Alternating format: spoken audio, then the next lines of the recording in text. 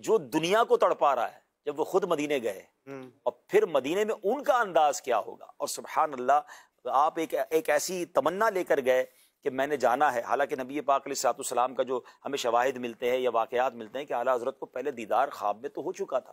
وہ ایک کلام میں بھی اشارہ ہے نا، یاد میں جس کی نہیں ہوش تنو جا ہم کو، پھر دکھا دے وہ رخ اے مہر فروزہ ہم کو. تو بتا رہا ہے کہ نبی پاک علیہ الصلوۃ والسلام کا دیدار ہوا، لیکن اب تمنا تبسم نے گلستان پہ گرائی بجلی پھر دکھا دے وہ ادائے گل خندہ ہم کو. دیر سے آپ میں آنا نہیں ملتا ہے ہمیں، کیا ہی خود رفتہ کیا جلوائے جانا ہم تو آپ کی آپ کا جلوہ دیکھتے تو خود رفتہ ہو جاتا. لیکن اعلیٰ حضرت نے اب دل میں تمنا یہ کی کہ نبی پاک علیہ الصلوۃ والسلام کا جاگتی آنکھوں سے دیدار کرنا. اب اتنا نبی پاک کا ذکر کرنے والا، ایسے عشق رسول کے جام بکھیرنے والا، وہ خود نبی پاک کے دربار میں گئے ہوں گے تو کیا عالم ہوگا، پتہ نہیں کیا کیا عرض کیا ہوگا. ساری رات درود پاک پڑھتے رہے، ساری رات پیارے آقا کی بارگاہ میں حاضر رہے. اور کہتے ہیں نا عاشق کو آزمایا بھی جاتا ہے، یہ بھی یاد رکھیے گا ناظرین، اس میں دل چھوٹا نہیں کرنا چاہیے. تو عاشق کو آزمایا بھی جاتا ہے. ساری رات آپ درود پاک پڑھتے رہے اور دیدار نصیب نہیں ہوا.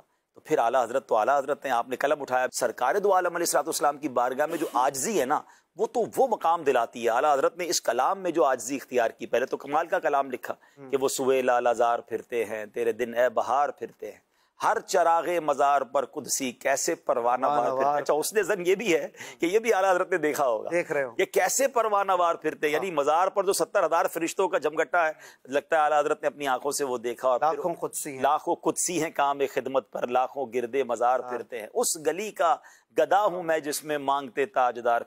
پھر جب بختہ لکھا نا ناظرین، یہ تو میں مشورہ دوں گا، اللہ پاک آپ کو مجھے بار بار مدینے کی حاضری عطا فرمائے.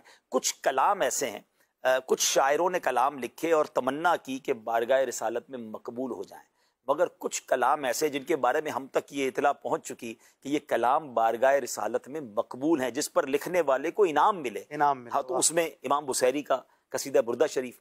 پھر اعلیٰ حضرت نے جب یہ کلام لکھا وہ سوئے لالہ زار پھرتے ہیں، اور اس کا مقطع کیا ہے، کوئی کیوں پوچھے تیری بات رضا، وہی عاجزی والی بات، تجھ سے کتے ہزار پھرتے ہیں. اور پھر نبی پاک علیہ الصلوۃ والسلام نے جاگتی آنکھوں سے دیدار عطا فرمایا.